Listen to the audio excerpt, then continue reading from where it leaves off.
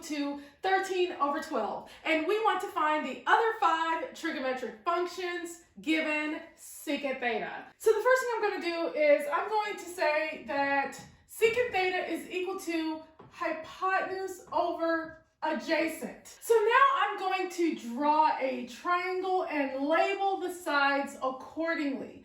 So here I have my angle theta, and here I have my 90-degree angle. So my adjacent side is equal to 12, adjacent of the angle, and my opposite side, which is opposite of the angle, is what we're trying to find. We don't know that yet. And our hypotenuse side, we said, was equal to 13. So now we need to use Pythagorean theorem to solve for the opposite side of the angle. So here we have O squared plus A squared is equal to H squared. So we're trying to find O squared, so I'll leave O squared as is, plus 12 squared is equal to 13 squared, which means we have O squared plus 144 is equal to 169, which means we have O squared is equal to 25, which means that O is equal to 5.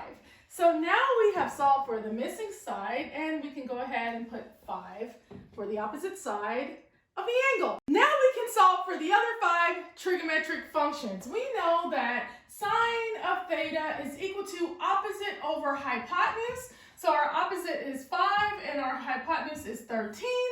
Cosine of theta is equal to adjacent over hypotenuse, which means adjacent is 12 and our hypotenuse is 13.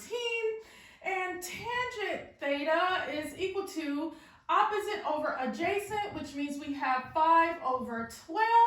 And cosecant theta is equal to hypotenuse over opposite, which is 13 over 5. Secant theta is what we're already given, but it's equal to hypotenuse over adjacent. Hypotenuse is 13 and adjacent is 12. And clearly we see that it matches up with what we're given.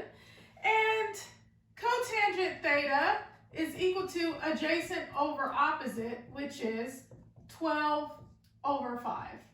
Okay, and that is how you find the other 5 trigonometric functions when given a trigonometric function. Thank you so much for watching, and always remember that you are awesome.